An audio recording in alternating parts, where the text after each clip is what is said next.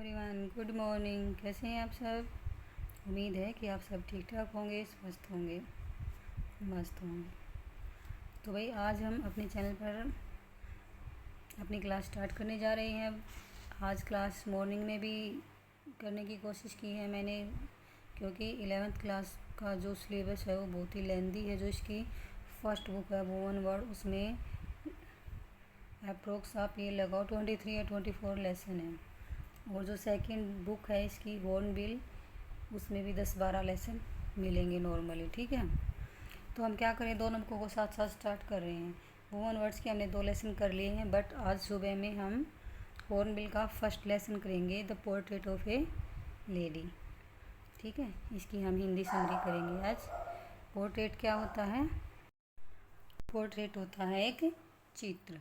ठीक है, यानी कि एक लेडी का चित्र है। ये आप लेसन का नाम देख लीजिए, the portrait of A lady. ठीक है, और इसके राइटर हैं खुशवंत सिंह।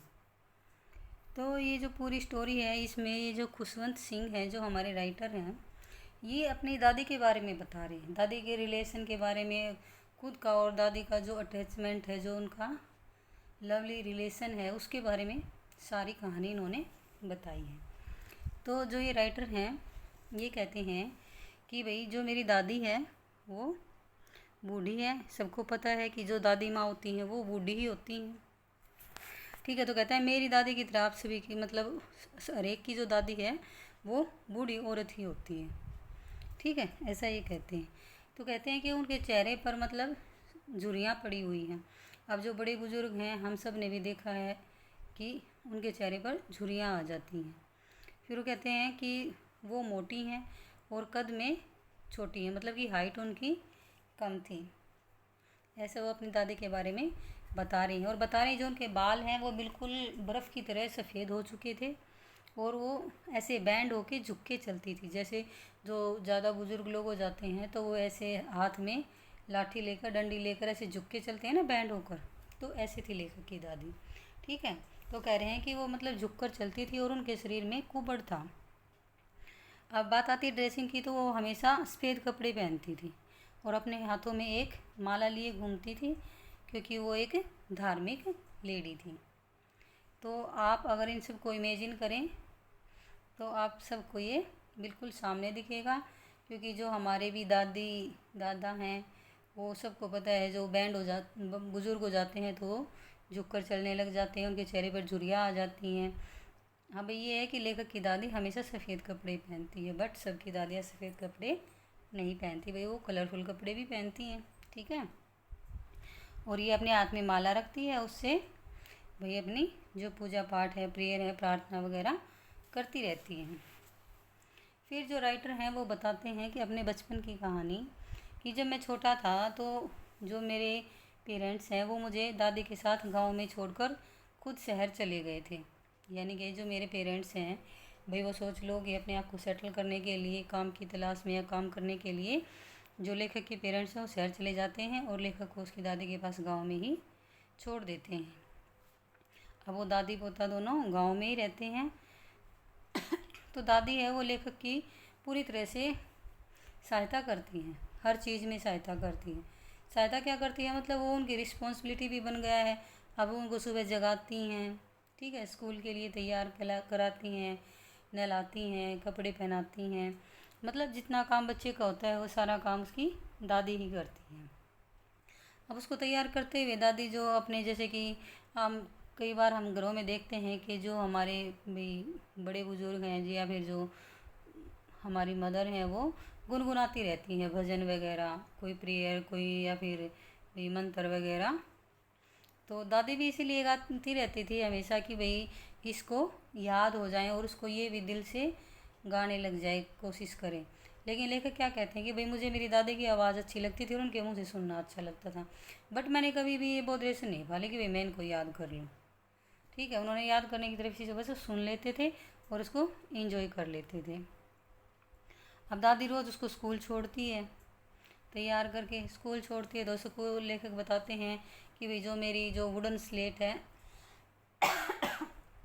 आप सबको पता है तख्ती बोलते हैं जिसे, तो तख्ती को रोज़ पोतना पड़ता है उसको, उससे किसे, मुल्तानी मिट्टी से। ठीक है, तो जो लेखक की दादी है वो भी रोज़ उसकी तख्ती को धोती हैं और उसको फिर मतलब भाई उससे येलो मिट्टी से उसको कलर कर देती हैं। उसको उसके लिखने के लिए इंक वगैरह, पेन वगैरह सारी चीज़ें पैक करके राइटर को देती हैं स्कूल जाने के लिए। अब जो राइटर का स्कूल है वो एक मंदिर से अटैच है, यानी कि स्कूल और मंदिर दोनों साथ साथ हैं। तो दादी क्या करती हैं, खुशवंत सिंह को यानी कि राइटर को तो स्कूल में छोड़ देती है और ख़ुद फिर वहाँ मंदिर में बैठ जाती है। फिर जब छुट्टी होती है तो वो दोनों दादी पोता घर आ जाते हैं।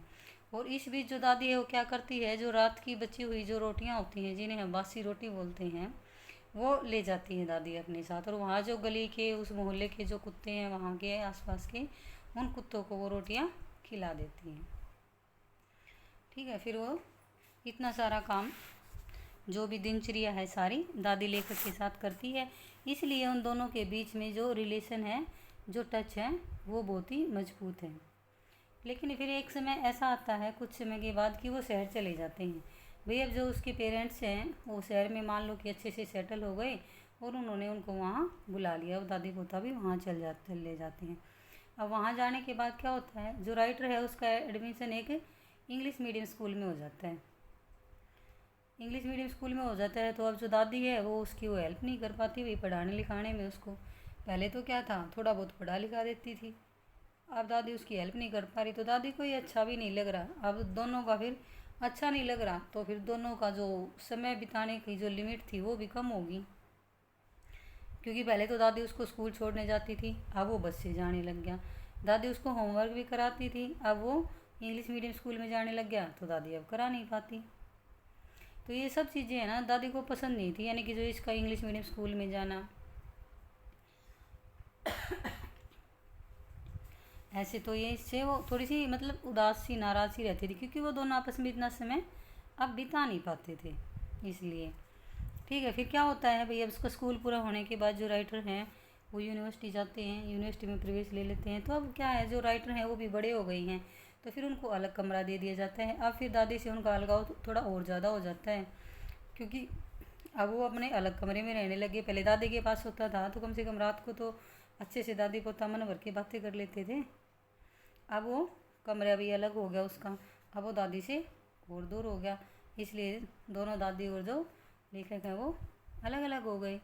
मगर उसने बुरा नहीं माना, दादी ने बुरा नहीं माना। अब ये सोच लिया कि कोई नहीं, वे बच्चा बड़ा हो गया है, इसको भी प्राइवेसी चाहिए होगी। तो वो क्या करती है, जो अपना जो टाइम है उसको भाई यही प्रेयर्स करने में, अपना चरखा काटने में, और फिर जैसे गांव में वो कुत्तों को रोटियां खिलाती थी, वहाँ शहर में वो क्या करती है, जाके चिड़ियों को खाना खिलाने लग जाती है। यानी कि बहुत सारी चिड़िया आ जाती हैं और उनको वो खाना खिलाने लग जाती है। ठीक है, फिर क्या होता है उसके बाद, फिर अब लेखक की जब यूनिवर्सिटी हो जाती है तो लेखक हायर एजुकेशन के लिए ये कहते हैं कि मुझे तो अब अब्रॉड जाना पड़ेगा। तो वो अब्रॉड जाने का फ़ैसला लेता है अपनी हायर एजुकेशन के लिए। तो फिर भाई दादी भी उसको मना नहीं करती, पेरेंट्स भी मना नहीं करते, तो वो चले जाते हैं। और जो उसकी दादी है वो खुद उसे रेलवे स्टेशन तक छोड़ने के लिए आती है। और जब दादी उसको अलविदा कह रही होती हैं तो उसको ऐसे लग रहा है कि मानो ये दादी मुझे भी आखिरी बार अलविदा कह रही हो, क्या पता तब तक मैं अपनी एजुकेशन पूरी करके लौटूं तो मुझे दादी जिंदा मिले या ना मिले। ऐसा लेखक सोचते हुए चला जाता है। लेकिन जब लेखक 5 साल पूरे करके अपनी एजुकेशन पूरी करके आता है तो वो क्या देखता है कि दादी उसे खुद स्टेशन पर लेने के लिए आई है। तो वो बहुत खुश हो जाता है और वो महसूस करता है कि भैया अभी तक तो मेरी दादी ठीक है, मैं गलत ही सोच रहा था। तो वो बहुत खुश होता है दादी को देखकर भी, और दादी भी खुश होती है। तो फिर दादी सोचती है कि भैया पोता आ गया, तो उस खुशी में दादी क्या करती है, सारी मोहल्ले की जो औरतें हैं उनको इकट्ठा कर लेती है और एक ढोल उठा लेती है और उसको बजाना शुरू कर देती है। मतलब इतना गाना बजाना करती है, एक तो बूढ़ी औरत है, ऊपर से अब बूढ़ी है तो इतनी जान भी नहीं होगी, लेकिन वो बहुत देर तक गाती बजाती रही, यानी कि जब तक वो पूरी तरह से थक नहीं गई गाती बजाती रही। मना करने पर भी वह नहीं रुकी। अब इतना गाएगी बजाएगी तो भी तबीयत ख़राब होनी तो नॉर्मल सी बात है। तो क्या होता है, उसकी तबीयत ख़राब हो जाती है, उसको बुखार हो जाता है। बुखार हो जाता है तो अब बुढ़िया को ये लगता है, उसकी दादी को, कि भैया मेरा जो अंत समय है वो मेरा नज़दीक आ चुका है, शायद अब मेरा मरने का समय आ गया है, तो भाई मैं अपनी कुछ प्रेयर ही कर लूँ। तो फिर क्या होता है, कुछ समय के बाद वो भाई मर जाती हैं।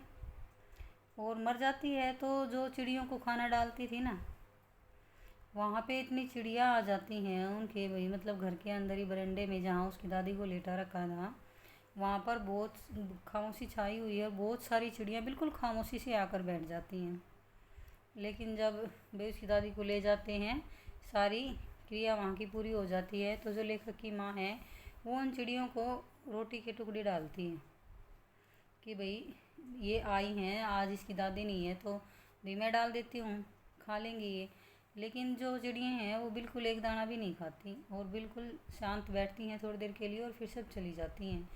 और अगले दिन, क्योंकि वो तो दादी के लिए उदास थी, उन्होंने कुछ भी नहीं खाया और अगले दिन उन सबको भाई झाड़ू से इकट्ठा किया और डस्टबिन में डाल दिया गया।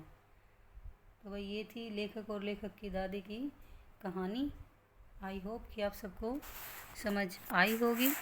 कहानी ऐसी थी कि लेसन को बार बार एक बार पढ़ने से ही मतलब ये हो जाता है कि जैसे हमारे घरेलू टाइप की थी, एक बार पढ़ने से ही बार बार फिर बुक के देखने की तरफ ज़रूरत ही नहीं पड़ी। वैसे मैंने इसका फुल लेसन का PDF लगा रखा है, आप ये देख लीजिए, ठीक है। आई होप कि आप सबको स्टोरी समझ आ गई होगी, क्योंकि ये बिल्कुल ही एक नॉर्मल हमारी आंखों देखी कहानी के जैसी है। हम सब इस चीज़ को देखते हैं, महसूस करते हैं, तो ये बिल्कुल भी ऐसी नहीं है कि समझ ना आए, ठीक है। तो वीडियो को पूरा देखिए। जिसने चैनल को सब्सक्राइब नहीं किया है वो प्लीज़ चैनल को सब्सक्राइब कर ले और बेल आइकन को ज़रूर हिट कर ले, क्योंकि वीडियो किसी टाइम भी डले तो अगर आपने नोटिफिकेशन को हिट कर रखा है तो आपके पास, बेल आइकन को हिट कर रखा है तो आपके पास नोटिफिकेशन ज़रूर आएगा, ठीक है। तो इससे आप सबकी एक भी क्लास नहीं छूटेगी। और वीडियो को लाइक, शेयर एंड कमेंट ज़रूर करें। Thanks for watching.